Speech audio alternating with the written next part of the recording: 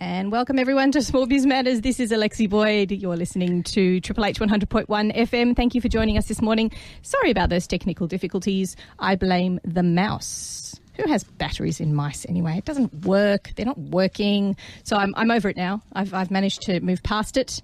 And we're in the room with Katrina Frill today. I'm super excited. Part 2 of our sessions with Katrina. Katrina, of course, is an executive coach. She has been working in her field for 17 years and is an expert in intrapreneurialism. Did I get that right, Katrina? Yep.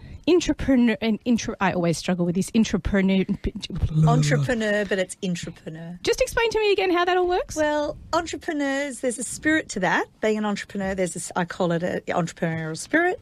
And sometimes there's people inside organisations that have the entrepreneurial spirit, but inside. So they're the ones with the JOB. That's the ones with the JOB, and quite often those people are making change and inspiring and motivating everybody around them, and they're very engaged in their JOB. Even though the JOB might be something quite small and insignificant, maybe in admin. I know that's how you discovered me, wasn't it? You looked into the experts in their admin field. Yes, I did. Encouraged and inspired. And that's what we're talking about today. We're talking about executive coaching and the different forms of coaching and how you might use that if you're thinking about taking the step between corporate and consultant, which is quite a big step. You and I have both done it into the wilderness, as it were. We called it last week the wilderness, which is great. That's the metaphor we'll stick with. And that requires a lot of different types of skills, really, apart from being an entrepreneur in your JOB. It's taking that big step out, and it's all the compliance and all the bits and pieces that you have to do in order to form a business, and you can tick those boxes, can't you? That's pretty straightforward. Easily, and I think those people that you were talking about, those entrepreneurs, are the type who can tick the boxes and move forward with their careers into something where they're a consultant. But a lot of the times with this move, I see people just sitting down having coffee with them in the local area. There's a lot of consultants in this area, certainly. The jump is defining themselves. The difficulty is taking that job description, which can often be quite weird and fluffy and a bit nondescript to the outside world if you're not in that particular organisation, and making yourself and redefining yourself into something that more businesses can understand what it is that you do. Talk to me about that process. Well, sometimes people leave their job, and they go, right, I was a project manager. They come out and they start a business in project management. The thing about going into business as a project manager, it's too general. So how you can turn a $100,000 business into $1 million business is by niching.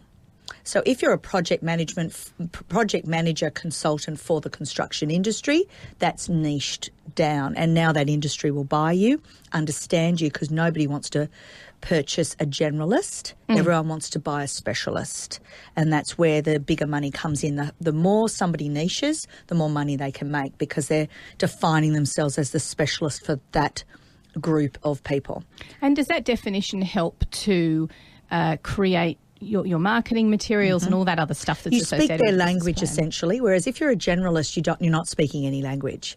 So that means your avatar or your ideal customer is not relating to what you're saying, because it's all general, blah, blah, blah.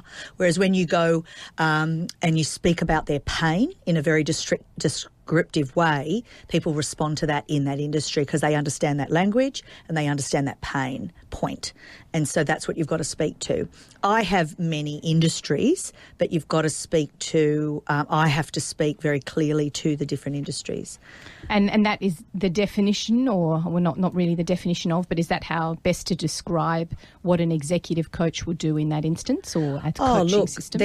There's branding coaches, yeah, definitely. And if you want to really start to look at your avatar and your ideal customer and your audience and how to speak to them, then you could get maybe a copyright coach. You could get you want to buy a specialist for that bit. And then move on to the next bit. So there's people out there that specialise in coaching consultants through the pricing proposition and how to position yourself. These are all specialty areas, and that's great that you could go and have these conversations, or at least read somebody's book about pricing well and positioning yourself well and talking to your audience and how to find their language. Is that a good starting point, perhaps looking up somebody's book and finding out what it is that they specialise in that coaching part of your where you're at the business and you're just starting out? I mean, that is the best time to engage with a coach, isn't it, right at the beginning? Look, I prefer it because you haven't wasted any money yet, and you certainly haven't wasted any time, whereas a lot of my clients have spent 5 years in the wilderness, got really nowhere, not really making any money, bitterly disappointed at that point about the whole thing. Often they're considering going back to JOB because that's the natural default. And I go, oh, gosh, what a shame that you've spent $10,000 on various people. It was a waste of money. And you've spent 5 years. So, yeah, you're better off at the beginning. I even like it when they're still in their JOB. I call that a dual strategy. So you've got your JOB funding your research and development into your business before you even leave. That sounds like a really logical point to It's a very logical point because you're not under any financial stress, whereas the minute you leave your JOB in this regular institutionalised way of receiving your revenue, it starts to increase stress. So a lot of people that I'm coaching are under a lot of financial stress because they have to do the work now. Mm-hmm. And they haven't got time to do the work. They probably just need to make the money. And it's like, well, you got to get some of these foundation things down, which is who is your market? What's your pricing point? How are you going to be positioned in the market? Because this will all determine your success. And if you get it wrong, you can adjust. And sometimes you can take as long as I took, and that is I chopped and changed a lot at the beginning, and I had many, many different brands, and I had many, many different approaches and different targets, and that's all been now put under one brand.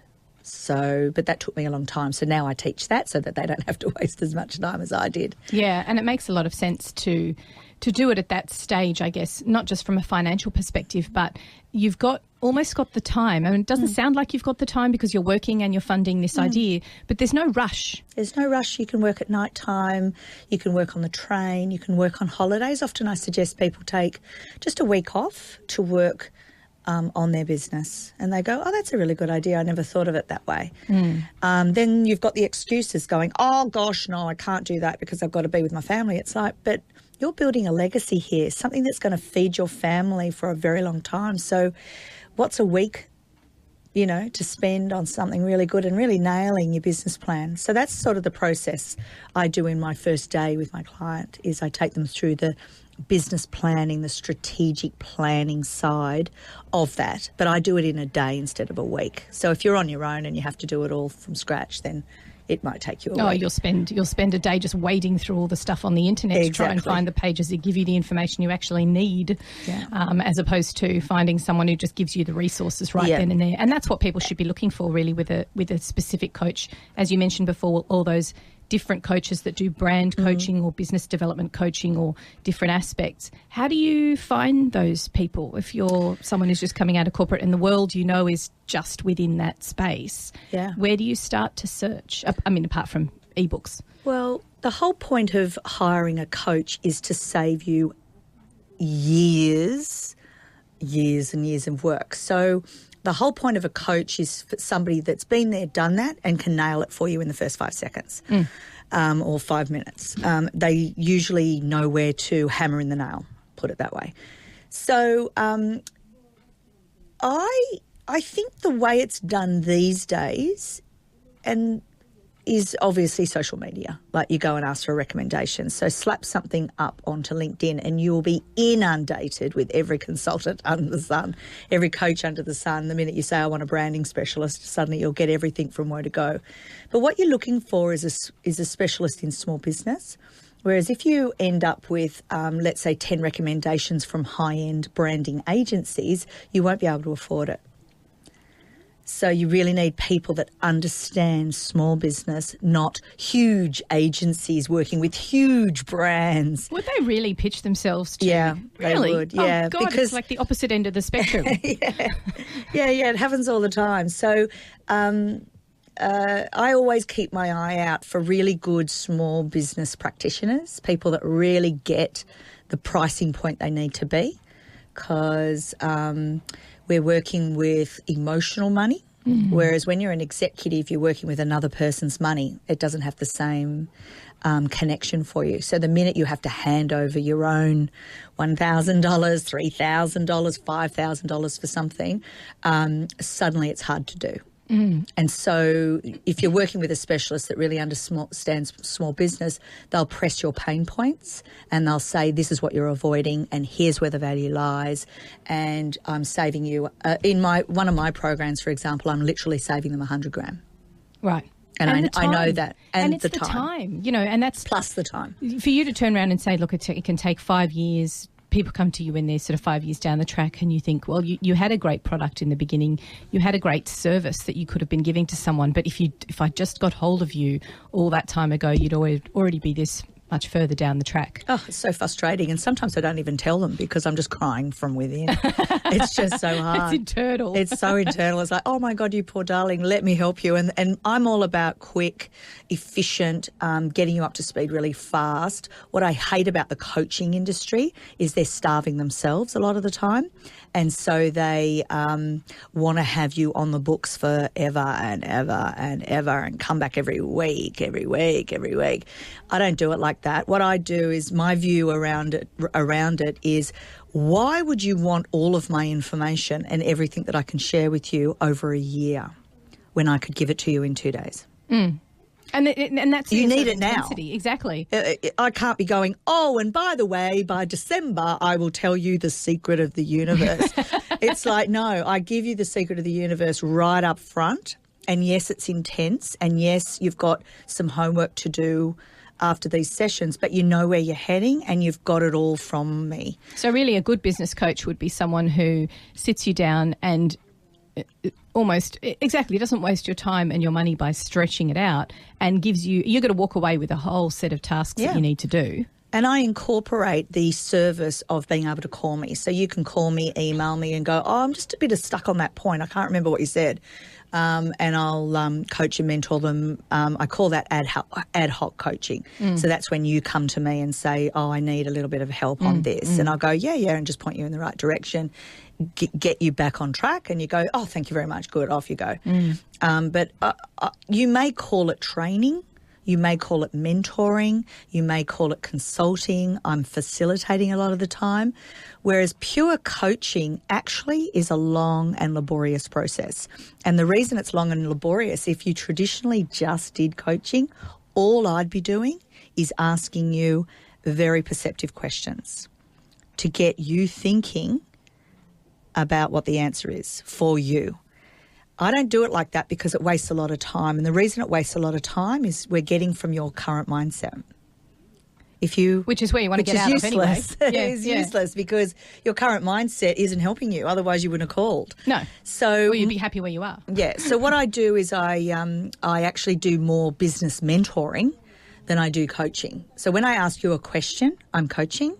When I tell you my advice and what I suggest, I'm business mentoring. So it's a really good, useful point to know how you operate for people out there who are looking to shop around for a coach. They're just at that stage where they're going from the JOB into consultancy world, into the wilderness. You know, to know what stage is good to do it and what different types of coaching there are. We might go a little bit more in depth into that after the break. We're just going to take a very short break here on Small Biz Matters. You're listening to Alexi and Katrina on Triple H 100.1 FM. We'll be short back after this.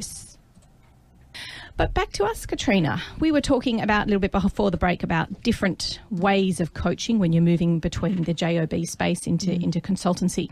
And what I found really interesting was the methodology that you use, in that there's a balance, isn't there? It sounds to me like there's a bit of a balance between coaching and mentoring, and you need to be able to look for both in someone when you're engaging with them. In 1 hour or 2 hours with a client, I'll be flitting between coaching them, training them, mentoring them, facilitating and consulting.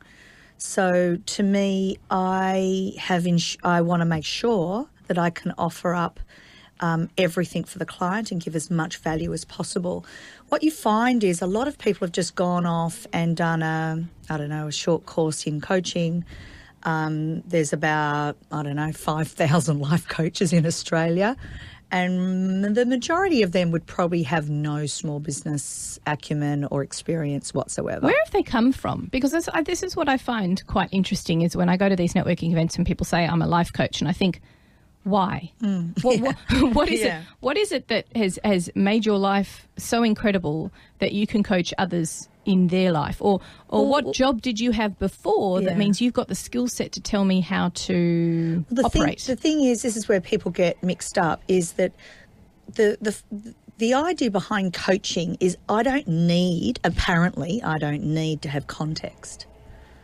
So apparently you don't, because you're asking such profound questions, you don't need to know. So they're all philosophers. We've all got masters in... I know a philosopher. She's an absolute genius. Well, then call yourself a philosopher then. Don't say you're going to coach somebody out of a problem. I mean, honestly.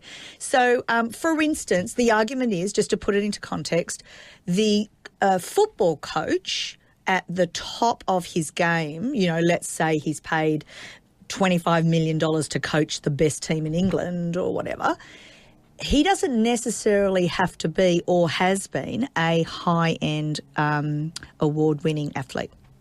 True. He just needs to know how to coach. Right. So a teacher doesn't make a dancer, doesn't make a choreographer. That's right. And a teacher of pottery doesn't make them the best potter in the whole world.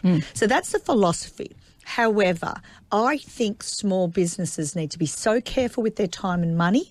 I don't think they have time to be taught by somebody that doesn't understand small business. That's right. I mean, you've really got to know small business. You've got to know their pain points. And you've got to come with what I call business acumen. So business acumen is saying, you and I sit down, and we've done this before, sit down and I look around at what you're doing and you're babbling on about what you're doing, and I can see straight away what's going wrong. Straight away I go, oh, hang on a minute, why are you wasting your time there? Don't do that, do this. Have a look into this. You should definitely be getting this together, blah-de-da. Here's to find where the research is. And you go, thanks, I've now got direction, I've now got inspiration, I'm now motivated because I now know I'm back on track. Whereas before you knew intuitively you were faffing around. So that's what a good coach should do a business mentor should be able to come in, look at what you're doing. Quickly. Quickly nail it. I can't at the end of a 2-hour session go, so my prognosis is, I like to be talking about prognoses within the first 5-10 minutes. Yeah, and adding value to our conversation over 2 hours. Someone who's experienced and has gone through this with so many different businesses is going to be able to see the pinch points pretty quickly. And that's what you're paying for. You're paying for me to come in and nail that very quickly. I just went to a kinesiologist the other day, and within 5 minutes I was bawling crying. She nailed it. She just nailed it. She just got to where the problem was very quickly. Now that's a good coach. That's a good mentor. The fact that she's going to now perform kinesiology on me is fantastic. But we've got a direction. You can't just go and perform kinesiology on the whole body and every single problem that there is. No, she just nailed it within 5 minutes. And I was amazed, thrilled and delighted, and it gave me a lot of confidence in her abilities. I think that's one of the mistakes that businesses make when they go along to these business planning days. And there's a place for that, I think, if it's one piece of the jigsaw puzzle. But a lot of people go to these things expecting to be coached or expecting to get out of it what a business mentor would do, when realistically all they're getting is a mud map for a business plan, and they're the ones who have to fill in the gaps. So imagine at the time that you would save to engage with a mentor or a business coach that goes, I'm familiar with the business plan thing. It's great that you've done that workshop, but here are the pieces of the puzzle that you need to do specifically for you. And that's going to be helpful. Secret sauce. Here's the secret sauce. I mean, you want secret sauce. You don't want to be just doing a general business plan for general business, la-di-da-di-da. The kind of businesses I create for my clients is around being a award-winning author, international speaker, corporate trainer, executive coach, business mentor, facilitator and consultant. So that's my business model that I'm sharing, is how to do that. I call it the Becoming the Expert program. So transitioning from executive to consultant and nailing all the stuff that you have to do in a day and understand your mud map or blueprint or whatever you want to call it. So that's my specialty area. I don't want to talk to hairdressers because I'm sure there's really good specialty hairdresser, small business people out there that can really nail that problem, those problems. Yeah, so, you don't want a general business plan. You want a very specific one that's got numbers wrapped around a certain amount and broken down into month to month, week to week, day to day activities.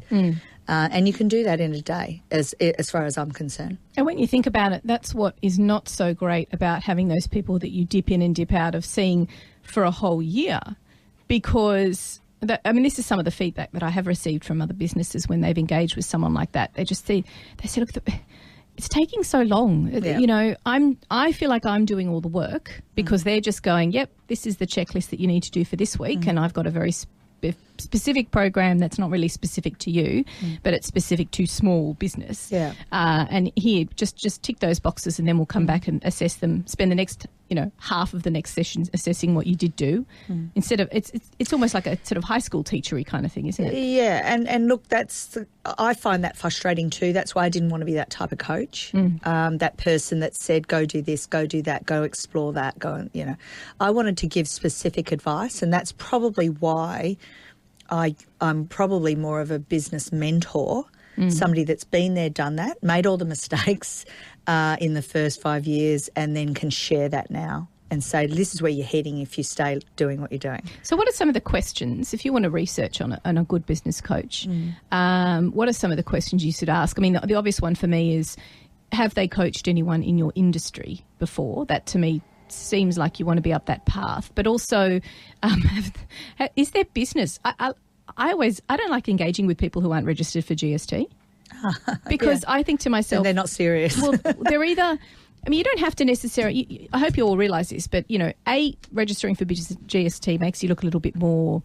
genuine and a bit more sort of business-like. I think that if I see someone who's not earning, or not got a GST registered, straight away I know you're not earning enough income. You're just not. You're not even a legitimate business because you haven't earned that much. So if you register for GST, it's not that hard to do anyway, and you need to get your financials sorted out. Well, it's like having a Gmail account. So go and have a proper email address with your website. That's right. At the end. So if your business coach isn't registered for GST, you might go, yeah, bit early days. Yeah. And also their longevity, I guess. Yeah. Oh, yeah, longevity's good.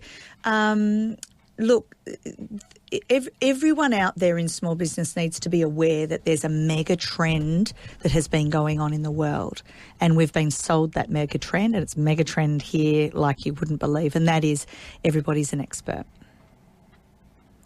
And I'm trying to put some meat on the bones around that so-called expert. And I'm trying to show them how to position themselves correctly, to look as serious as possible. Whereas I find a lot of people are just a year out of their coaching certificate and have no meat on their bones whatsoever. So that's what it's about, is about looking at this mega trend that's told us all to leave our job and go and start our own business, and, Think and Grow Rich has encouraged that. Work-life balance. Work-life balance. And there's no such thing in small business about work-life balance. I have a very strong philosophy about this bullshit that people are sold around lifestyle and freedom. And how they leave their job for lifestyle and freedom. And in your first year, that you have to build a lot of momentum, and you do that by working really hard. And what's happened with this mega trend is everyone's selling a silver bullet. And what people, now we've come full circle and people are a little bit savvier now, because the mega trend's been around a while, all these experts.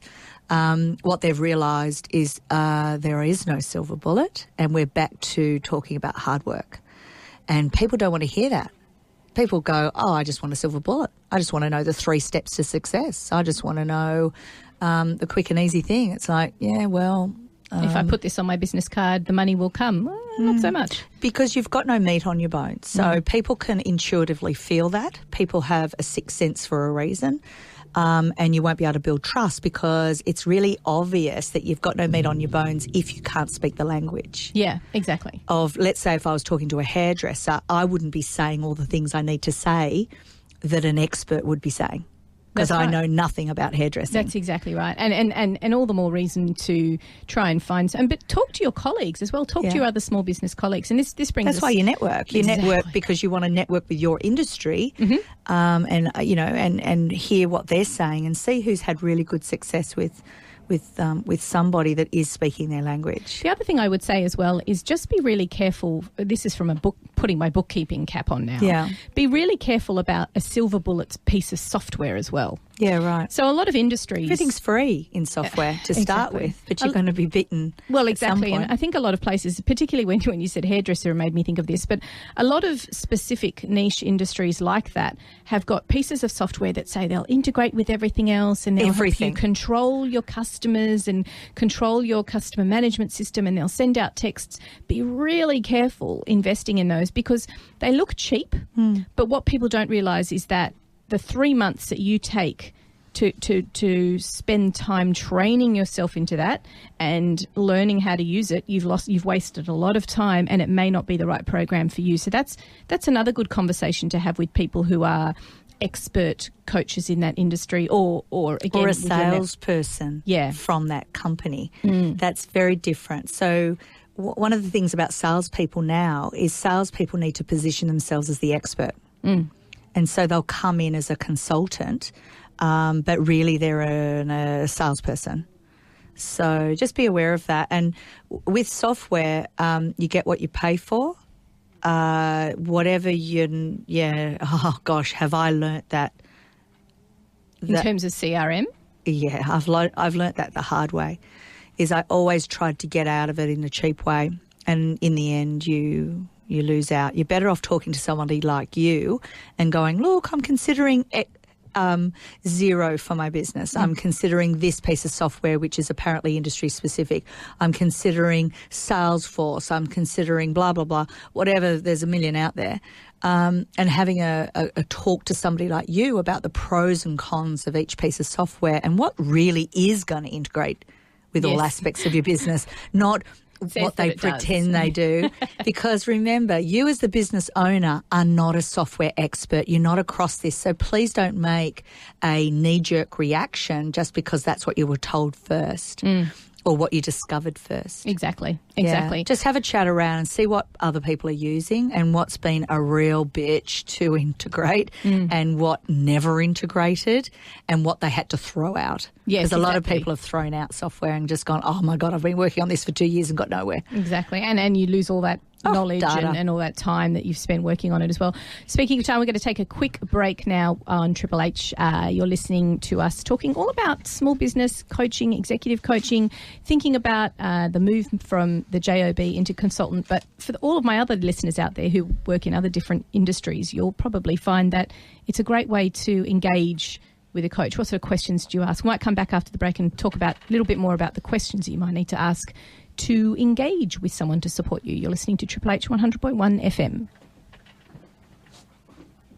Lifeline Harbour to Hawkesbury are presenting a free 6-week education support program for people who want to manage their gambling. It's starting on Wednesday the 12th of October at 6:30 p.m. at Lifeline's offices 4 Park Avenue, Gordon.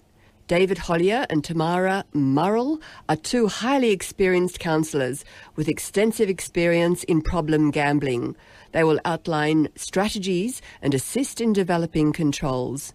Register your interest at appointments at lifelineh2h, that's number 2.org.au,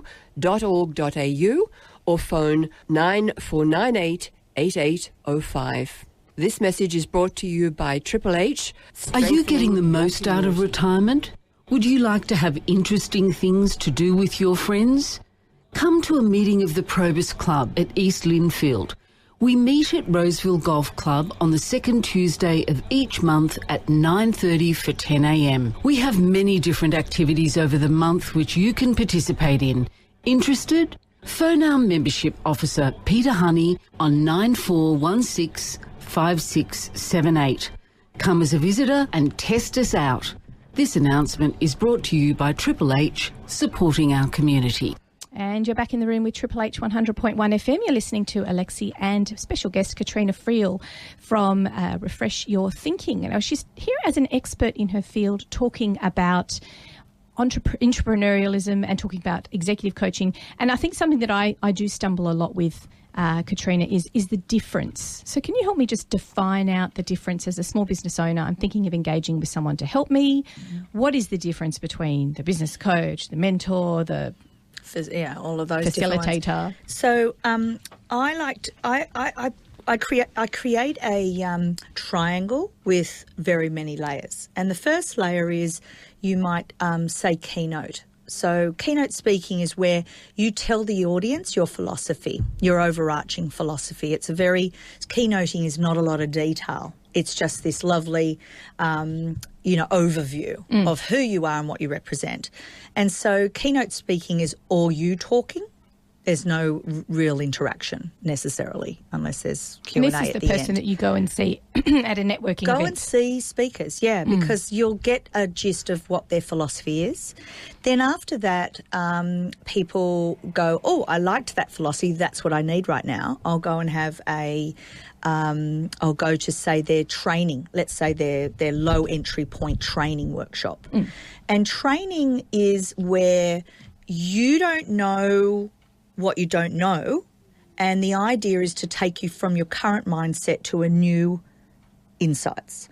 So training is embedding that information. And again, the trainer is saying, here's my philosophy, here's how it works, here's more detail than you had before. So from there, after you've had that experience and now you really know what you don't know, that's when you'll go and engage them as a coach. Because now they'll be able to ask you questions based on your new information. That they've given you and they've imparted. That's right, and they've brought you up to speed, or should have brought you up to speed. And then from there, because they're experts in that particular field, they can switch from coaching, which is asking you an insightful question, to now telling you what they recommend.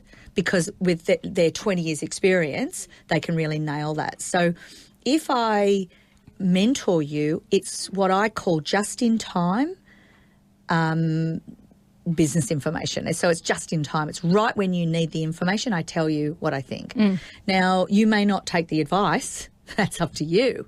But it's more likely that you've built a rapport at this point, you're liking the philosophy, you like the direction, and you're more likely to take that piece of advice. And then once I've given you the piece of advice, then I can jump back into coaching and say, so how does that feel for you? Yes. Okay. Right?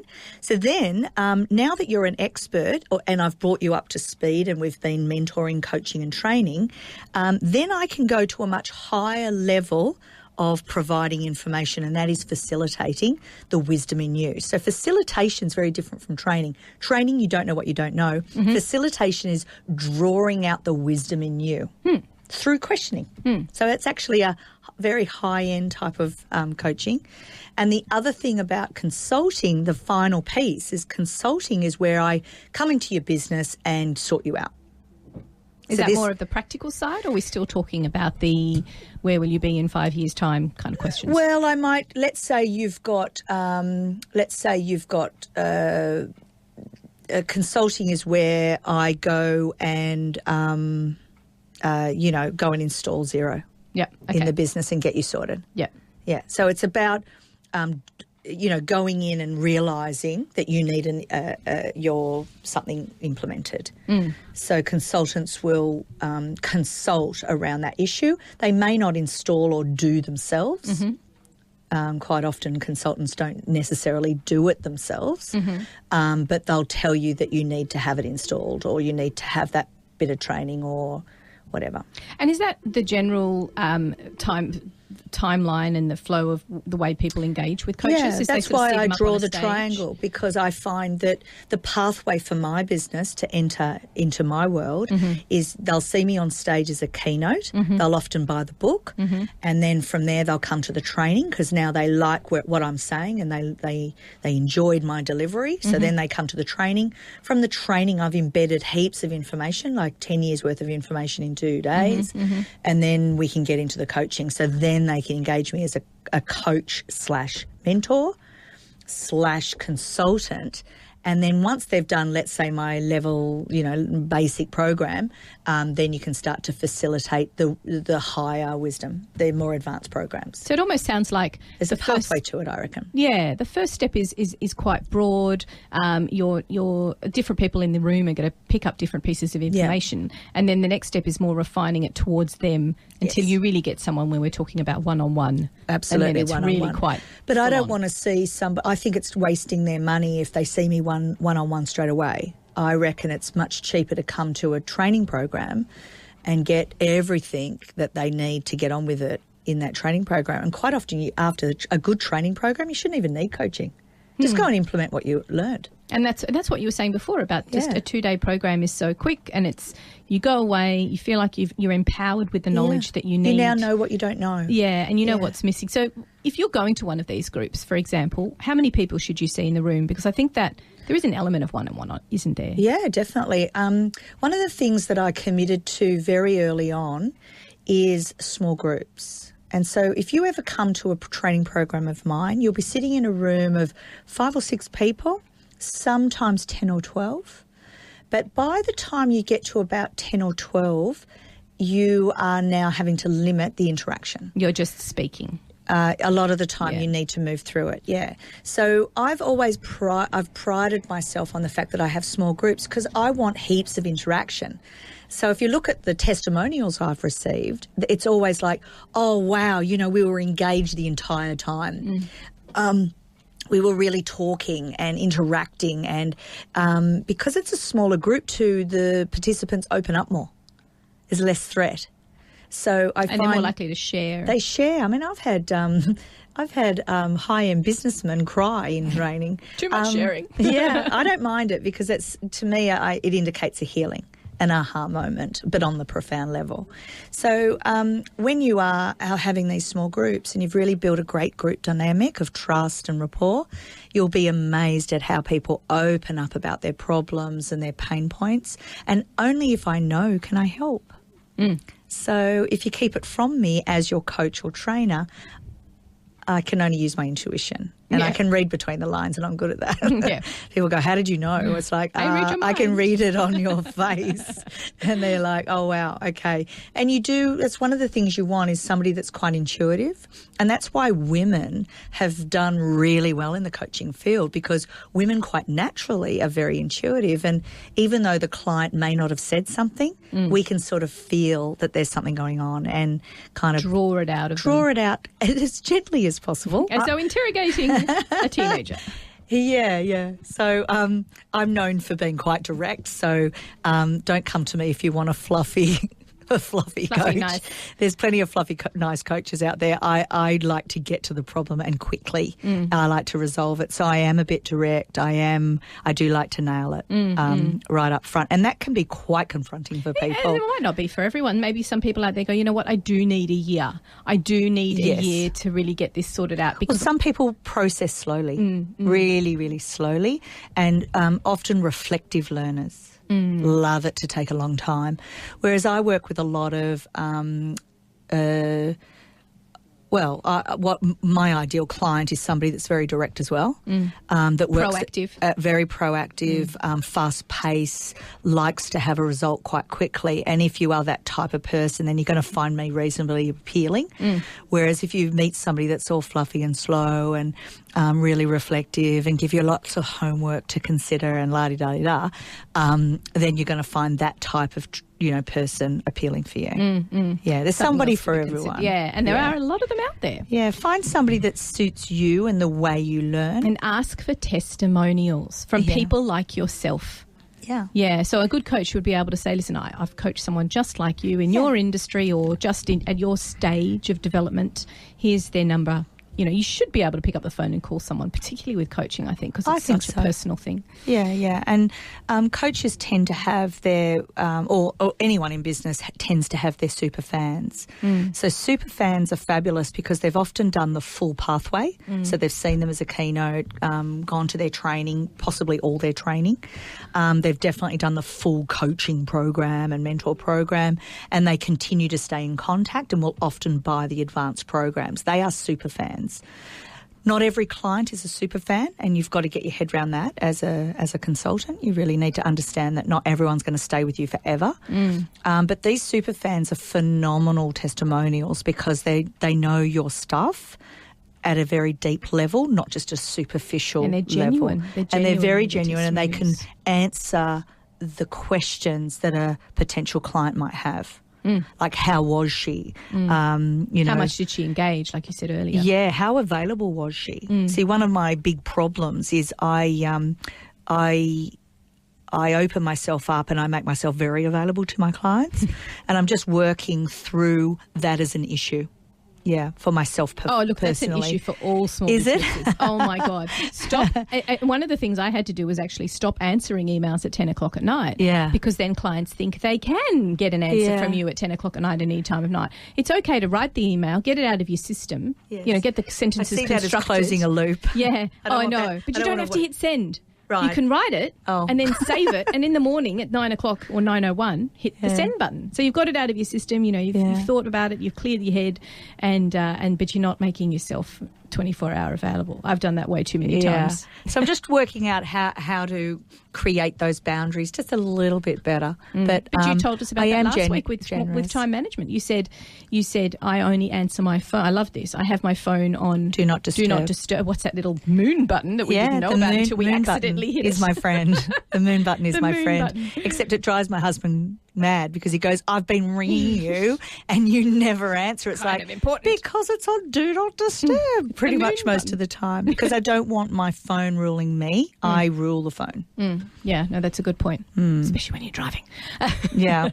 Well, listen, thank you so much for joining us for these 2 weeks. It's been awesome. Now, anybody who has missed part of the shows or would like to catch up, you can jump onto the smallbizmatters.com.au website, and all of our blogs and podcasts are on there, including our monthly articles with the Monthly Chronicle, the column that you see, and of course the event calendar. So thank you so much for joining me in the last couple of weeks, Katrina. As I said, those of you who've missed out, you can check it out, and it's been invaluable as always. We look forward to having you on the show and again in maybe another couple of months. And we'll, if anybody's got any topics they want Katrina to cover, let us know. Love to. Jump on the Facebook page, tell us what you want to know as a business, and we will find the experts to educate you, if you will. Look, thanks very much for listening, everyone. We will see you next week, Tuesdays. Small Biz Matters, the half-hour program where you work on your business rather than in it.